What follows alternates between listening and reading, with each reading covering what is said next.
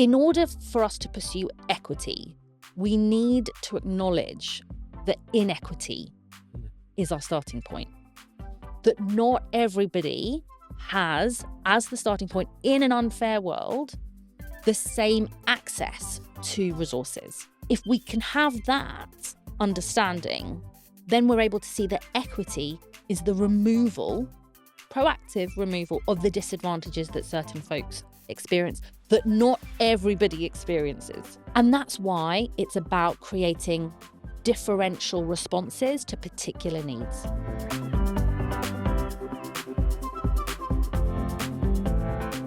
Hanna, thank you so much for joining the 3 Points podcast. Thank you. I'm excited to be here. So cool to have you here. Thanks for making the time. I know you came across I know. a small pond to be here. Indeed. London to Belfast. London to Belfast. And the family are nearby, which is fantastic. They are. Good. We're in a lovely studio. We're going to get kicked off. We're going to talk about 3 points around inclusion and equity. We're going to cover a lot of bases in this space. It's very topical right now in the media. Yes. I'd say you have your hands full.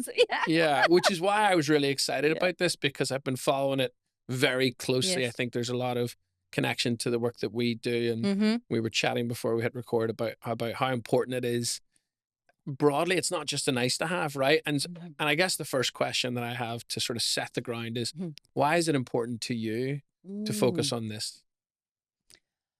You know, it's important to me. It's very personal, actually. And I came to this work because of that kind of personal connection. So before I started Fearless Futures, I was an investment banker. We don't know how that happened, but here we are. And I remember joining this investment bank and looking around and thinking, I have never seen so many white people gathering in one space. I have never seen so many men gathering in one space. What is happening here? How could this have come to be?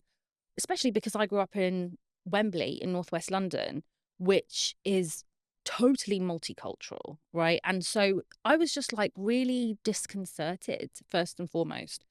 I ended up getting involved in DEI stuff at the time, diversity, equity, and inclusion. Although in the old days, there was no E, there was no equity. It was just diversity and inclusion. So I was involved in diversity and inclusion stuff. I remember thinking, if my mum worked at this bank, if she could even get to work at this bank, where would she be within the conversation? So my mum is an Algerian, Arab, Muslim migrant woman, came to the UK in the late 1970s. And she was not within anyone's like conception of who was a woman, right? When people said we want more women this, more women that, her version of womanhood was not part of their imagination. I came across the work of Bell Hooks, who is a Black feminist scholar from the US, died a few years ago now, but she was deeply important for articulating this way of understanding the world as different inequities coming together to shape our collective understanding of how we all are in relation to one another and people's particular experiences of the world. And I remember thinking there must be a way that we can bring this understanding to people in corporates, right? It's not that, it's totally possible if we had the right teaching methods.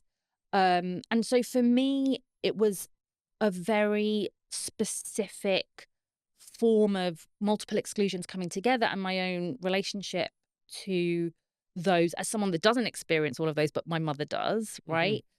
And thinking that we needed to have better tools to understand the world as it is, if those who were involved in diversity and inclusion, or whatever we're going to call it, were actually going to be effective in any way at delivering different outcomes for the people that the work was supposed to be in service of.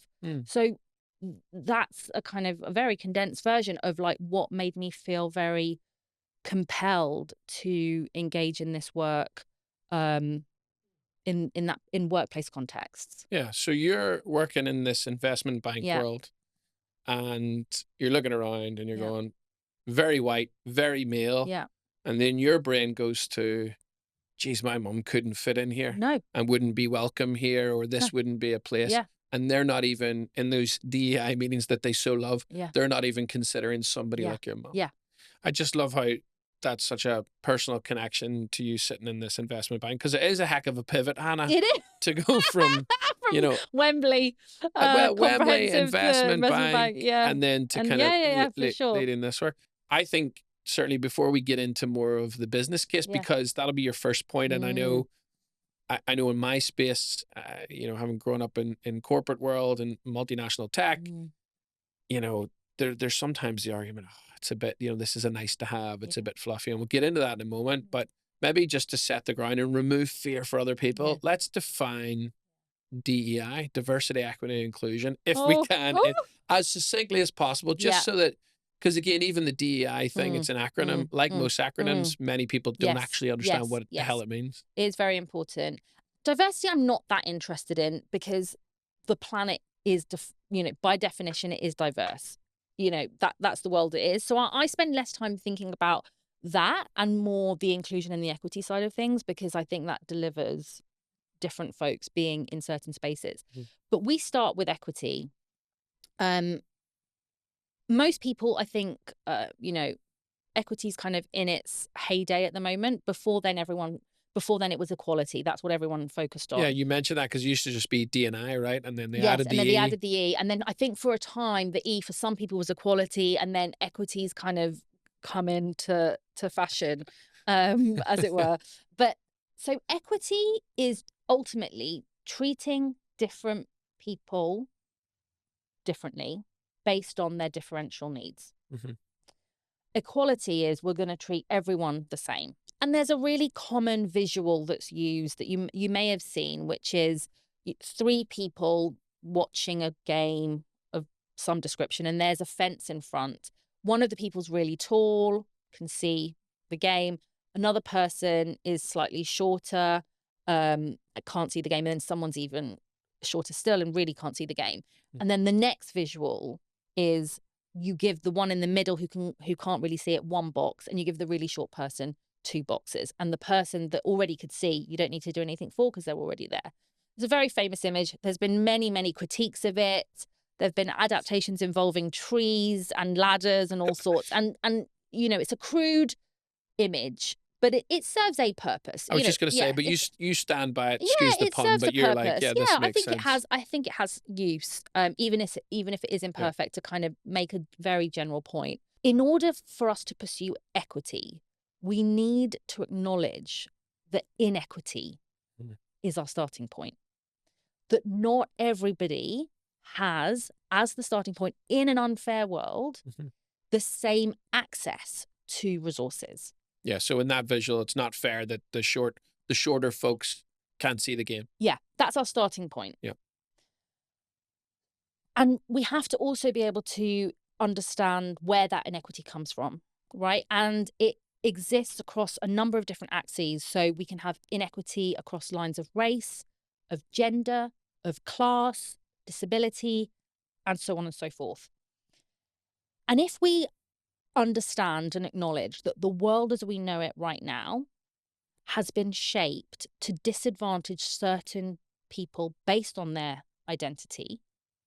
So, for example, that there are some people who experience poverty, for example, there are folks who are made poor, or that there are folks of colour who experience racism, or that there are women who experience sexism, but men don't, or that white people don't, and so on and so forth.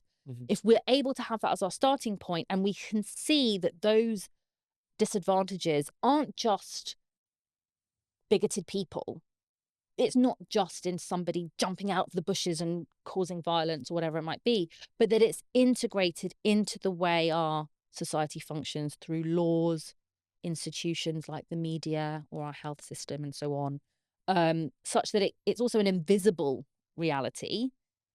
If we can have that understanding, then we're able to see that equity is the proactive removal of the disadvantages that certain folks experience, that not everybody experiences. And that's why it's about creating differential responses to particular needs. So, for example, they've done lots of studies that people with a Muslim sounding or Muslim interpreted surname have to apply X many times more than somebody with a quote unquote white sounding surname. That's how it is. That's Islamophobia in action in the labour market, which we might want to understand as an institution. Now, if you therefore have a white sounding surname, you're not experiencing the additional labour of having to apply 5 times or whatever the number is, many more times than a Muslim or a person with a Muslim sounding surname. So there are things that we can do, right? We can either just say, okay, fine, we're going to just leave it as it is and keep this inequity operating. And sorry, if you've got a Muslim sounding surname, you're just going to have to work harder to get a job. And yeah, you're going to have high rates of unemployment. And yeah, you're going to be poorer. And oh, well, that's just life. Or we can work within our recruitment processes, for example, to remove such a barrier, right? So doing equity work is seeking out the barriers that disadvantage certain communities, saying we're going to remove them. It's the inequity piece and the equity piece in general, the way you talk about it makes complete sense to me from a starting point of the world's unfair. But I'm curious about, in your experience, when you're working with lots of organizations, because you do such great work with so many different organizations, varied organizations, I should say, right? Rather than just a sort of subsection, do you find, or how often do you find that people are accepting of that in a cohort, in a group? Like, what are we talking about percentage wise? What's so interesting is that I would say 9 out of 10, this is not an exact science, 9 out of 10 people are like, yeah, right, is that what's going on? Oh, thank goodness. That's really good to know, actually. So you're saying I can actually do something about this? Yeah. All right, cool, thanks. This is great. Yeah. If we live in a world where this is just presumed to be the status quo and that there's nothing we can do about it, it's not been created, it's not been designed, it's like gravity, just is, then no one's going to, people feel disempowered. Yeah.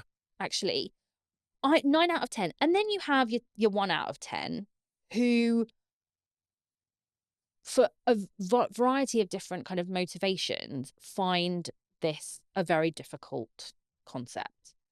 They find it difficult maybe because they don't like a suggestion that they might have had it a little bit easier on the basis of particular aspect of their identity. They might find it hard because they actually are, a Muslim person and they don't like the idea that the world is structured against them. And then you have some folks who are just outright angry. This is an abomination, and they're ideologically opposed fundamentally to the positions we're holding up. But I've been facilitating myself for 10 years, obviously, and we have lots and lots of people on our facilitation team. It happens actually far less frequently that we have these very large ideological battles, I would say, in our workshops. Then I think people might have, then I think the press would have you believe, actually. Yeah, I was just thinking that's what we're made to believe through media. We're made to believe that everybody is turning on marginalized people and that it's almost righteous to want to have more for yourself at the expense of others, and it's just not playing out, at least in our work. We have people that are very, that fundamentally, I fundamentally believe that people are good people. What we kind of advocate for in general is taking an issue-led approach to these phenomena. So instead of saying, I'm going to deal with this identity issue, disableism or racism, as my starting point, we're going to take the issue of the promotions process. We're going to take the issue of the recruitment process. Or in the right word, we're going to take the issue of better housing or cleaner waters or whatever it might be. So look at the issue first, look at the then issue the inequities. first, and then understand through that issue which communities are negatively impacted. So taking an intersectional approach to an issue allows us to build coalitions, because you can say, look, folks, we're looking at the promotions process. It's not working out for disabled folks. It's not working out for folks of colour. It's not working out for women. And guess what? You might have disabled women of colour in your organization. So there's a compound effect there. But we're going to work through the promotions process with that intersectional lens, and actually no one has to wait their turn. We don't have to create a hierarchy of issues because we're all going to get attended to through this redesign that we're doing. I love the issue-led thing. That's really unlocks like an insight for me, because I've never thought about it like that. It's funny that I would have probably, if I were in your space, which is why I'm not leading from the front as you are, but I am keen to learn, is to start with the issue, whether that be housing. I'm going back to the image of the game. You know, if the issue is we want everybody to have an opportunity, well, we'll call it a basketball game. I can see you deciding which game. We'll go with basketball. We want everybody to see the basketball game, which kind of resonates with me because we're hosting a charity all-star basketball game. You know, we are thinking about that. We are thinking, can families see? Can, you know, or is it accessible for wheelchairs? Are we thinking about everybody getting in and being comfortable and seeing the game? So I think when you start with the issue and then you assess across the different groups and different folks and different types of people that you want to be able to see the game. Yes. I like that. And it means that no one has to be in competition. Yes. No marginalised group has to be in competition, because the premise is that everybody's needs deserve to get met. That's the starting point. Okay. So that's the equity. We and acknowledge diversity. Yeah. So inclusion, let's define inclusion then. I think there's no value in inclusion without equity. So equity is the anchor, because that is what allows us to create the conditions that include folks who've otherwise been excluded. Okay. Inclusion sort of takes care of itself once you've got equity sorted. Yeah. So the E is the big. The E is the big. It's the big E. We spend time a lot on the E, don't we? Yeah, I love that. All right. Hanna, this has been fantastic already in terms of, I mean, I'm just delighted because I love these conversations I get to have with folks like you who are experts and leaders in their space. Like, I'm already taking away new ideas, issue-led being one. Yes. So we've talked about why it's important. We're talking about sort of DEI. Your first point is the business case for DEI, which I'm really excited to share, because we've talked about the changing climate in terms of policy and desire for folks to address DEI in organizations, in the workplace. And I think I'm really keen to hear how you articulate the real business need for organizations to focus on DEI. So I believe there is a business need, but I don't believe in a business case. So the business case that has really kind of dominated mainstream thinking around diversity, equity, inclusion, I would say maybe over the last 8 years, McKinsey have been at the forefront of this with talking about the business case for women, the business case for blah, blah, blah, and so on. How you're going to be more profitable. You're going to make loads more money. Sounds like McKinsey. Yeah. It's going to be a utopia for your bottom line. Dream. It's going to be a dream. And the problem is that exploitation is always more profitable. So the idea that being inclusive and equitable is suddenly going to make you disproportionately profitable, I just don't think stands on its face, right? Because exploitation is always going to be more profitable, full stop. And companies that banged on about the business case on their websites actually had a negative impact on marginalized folks wanting to apply. Wow. Side by side. Wow. The reason being, they felt that they were being tokenized. So you only want me so you can make loads more money. What? I'm sorry? And of course, that's what companies want of everyone, to make the money. But it's like, I specifically want you and all of the pain and trauma of your oppression, and we're just going to wrap that all up so I can make more money. It's just creepy. I can understand why it doesn't go down well. So that's the one side. But is there a business need outside of the business case? Well, of course there is. Anyone who's actually committed to finding the best people knows you have to have the biggest pool. I mean, it's just obvious. In terms of finding talent. Finding talent.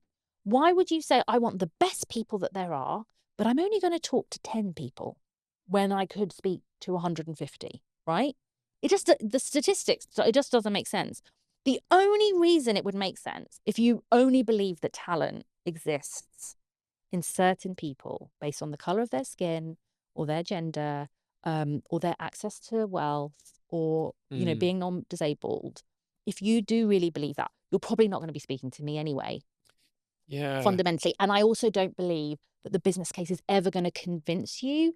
The idea that you're going to make more money, I don't think is ever going to convince you of quite a deeply held view about certain people and their capacity for brilliant things in the world. Yeah. So far I've loved that we've said the business case is, if you just want more profits, actually there are other ways to do continue on the way don't focus on this. Because now what we're going to do is kind of pivot into, right, well, what do you do really? And how do folks get the most out of their DEI endeavors? Like, how do they maximize their effort in the right ways? So what has the kind of history of recent DEI has been that most people's go-to intervention is training.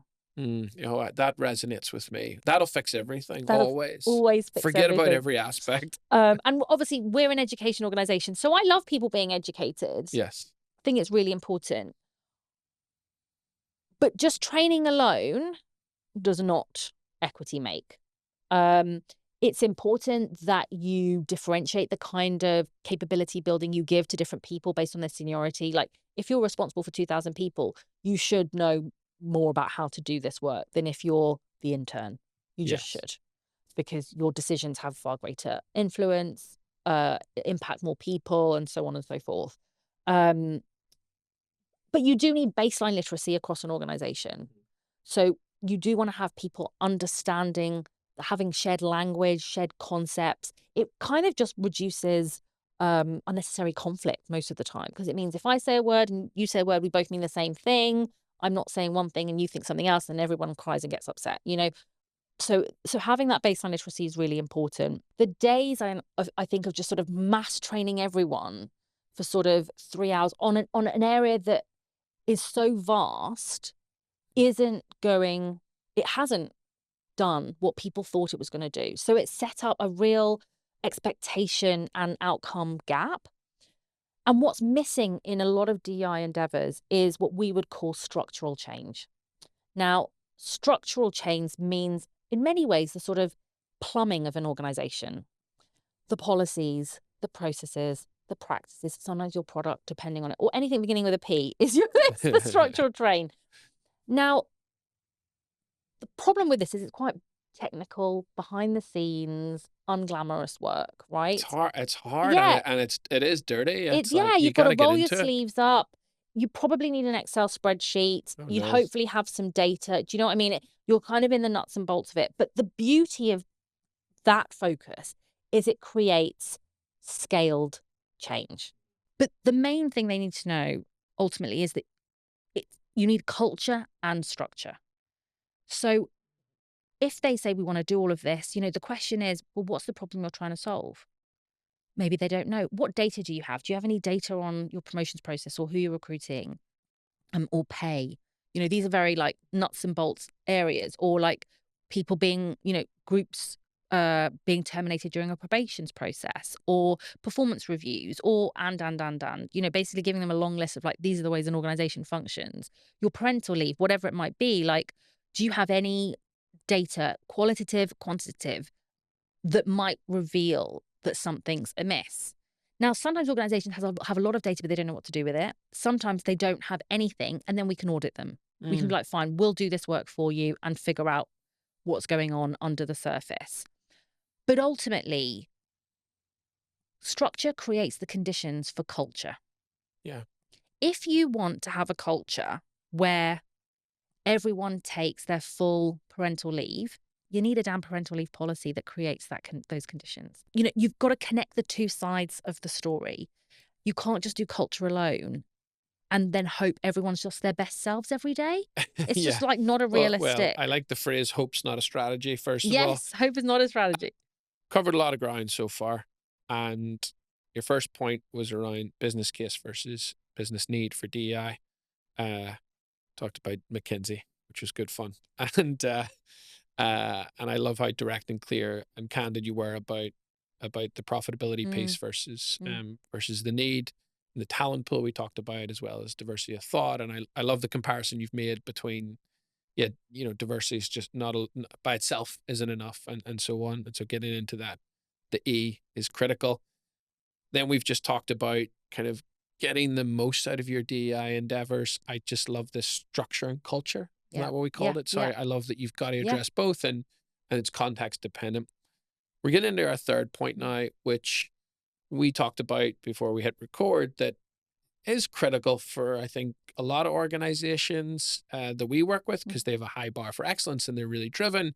And so high performance is important. And I know it's the same for almost every organization, really. Who goes in to do a terrible job? Not many of us. Yeah, agreed. So how does, this focus on inclusion and equity, how does that unlock greater and higher performance? I think it raises the bar for everybody. It says, you're not here just because you're someone's pal, which frankly, if you just get in the door because you're someone's pal, life's a breeze, to be honest. It raises the bar for everyone, but it also means that you remove the barriers that get in people's way that allows them to perform at their best. So, and that's key, right? You can't have high performance with loads of barriers for anyone. And you're definitely not getting high performance if you only take talent from the tiniest pool possible. It's just statistically not a thing. So inclusion and equity is about giving everyone the conditions where they can thrive. And I think having folks, as you say, like, I don't really go down the diversity of thought piece in and of itself, because it can become a bit of a proxy where people are like, oh, I went to Cambridge, I went to Oxford, I went to Trinity College Dublin. We've got diversity of thought. And I'm like, okay, it's a little bit more than this, folks. So it can sometimes be like weaponized in a way to like leave everything the same. Or it's like, I like horse riding, you like Malbec wine tasting, and they like skiing. Look, it's like a utopia. It's like when David and I and my team, who's my business partner, I always say, David and I are so different. Catholic and a Protestant in Belfast. I mean, it's light years apart. We're so different. No, we're not. So it can be a bit of a cover to keep everything the same, but by just cherry picking the things where difference plays out, and obviously isn't tethered to equity, which is my deep focus. But I think that context where you can have generative conflict, which is going to be more likely when you bring folks from different communities, provided you've addressed underlying power imbalances. Define that further for me. Did you say generative? Generative conflict. Okay, tell us a little bit more about that. So conflict is when we disagree in collaboration. Yep. Right. And obviously conflict is harder for some of us than others. But often when we are in disagreement in collaboration, so when we are in conflict, it's when where what's revealed is something deeper about how we want to work together, or the needs that we might have, or the values we might have, or the vision of the world that we want. And the only reason we end up in that place is because there's something strongly held. And that, while conflict can be scary for many of us, it also can reveal something that could be quite important, maybe for us personally or for how we work as a team. And so moving away from fearing conflict happening to being something like that you can work through, even when you're like, I just want to keep my head down or whatever, can bring up stuff that can just be real juicy stuff. Yeah, I'm glad I asked you, because it's critical. It's critical. And it's critical to high performance. And I saw this happen a lot.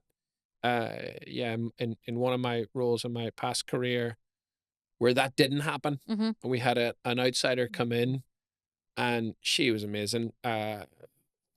Dr. Amélie Villeneuve, and she came in and she was like, nobody's arguing, nobody's having conflict, and this is dreadful. Yes. And I was like, what do you mean? This is great. We're so cohesive. Yeah. Everyone's working together. And she was like, no, we have not pressure tested this idea or this concept in this new leadership development program. Yeah.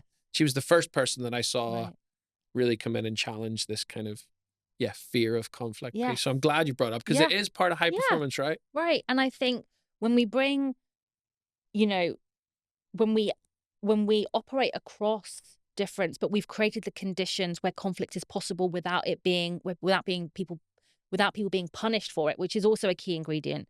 We've addressed power dynamics. We've removed a kind of punishment from being the person that, puts their head above the parapet, right? I think there's a lot to be gained from that, even if it might not be what many of us lean into, right? Because we perhaps want a frictionless experience at work. So you do need some conditions so that it's not just a terrible free-for-all for people, right? But I think that's key for high performance also. And I think organizations that are more comfortable working across difference are going to be much more in a site of generative conflict, which I think is powerful for all of us. Yeah. I love how you introduced it as for everyone to do their best at work. Like, yeah. That's what we're talking about, isn't it? Totally. That is what we're talking about. And that isn't controversial. What I have found in our space, in the leadership development sphere, is that when we focus on the technical, the acronyms, the things that are complex, we're going to work on this particular model to help this particular capability of your leaders. What are we talking about here? Yeah. We are trying to help leaders be more effective, so that people can sort of live happier, healthier, more productive, lives, and give their best to work. And that's what we're here to do, because no one wants a crappy manager. No one wants a crappy manager. No. And nobody wants an unfair promotions process, whoever they are, really. Exactly. Deep down. And, when we keep it simple like that, as you say, it's non-controversial because we all get it, right? Yeah. So I'm with you on that, Hannah. Hannah, you've been very, very fun to talk to, and as always, anytime I speak to you, I always come away feeling more inspired to do more of this work, because it does make sense. There is a need, and it's just so important, and it starts with my own belief of there's inequity, and this is a bit of an unfair world to say the least, and we want everybody to see the game of basketball. Absolutely, to use that analogy. So tell us before we wrap up our conversation, if we were to adopt all of your 3 points, we were to look at, the business need for DEI, if we were to really be thoughtful about our structure and culture in terms of our DEI endeavors, and then thirdly, arguably most importantly, if we were to create an environment where everyone can be their best at work, how might the world change, Hannah? Oh, it'd be marvelous, wouldn't it? It'd be lovely. It'd be lovely. It'd be so good. I'm working hard at it. It's uphill, but I'm doing my best. But it would be, I think we'd be far better for it as a collective. And it's for everyone. It is. It is. We're interdependent. We really are. We're not little solo atoms. We are all interconnected. And so if we see the world that way, which is the way that I happen to see it, we realize that, just as our body is interconnected, and if we have a sore toe, we might feel it in other parts. We want everyone to live well. Yeah. Are you confident, if you were to return to your investment bank in your former life in years to come, that you might see someone that resembles your mother? Inshallah. We don't know. We don't. I don't know right now, but we'll see. I'd hope so. I'd hope so. Good. Well, let's work towards that. Yeah, we will. Thank you so much for sharing this. And if folks want to, stay in touch with you, Fearless Futures, it's a fantastic organization. Love the work you're doing, and keep fighting that good fight in spite of mad policy changes across the world. Thank you. We will. Thank you, Tony.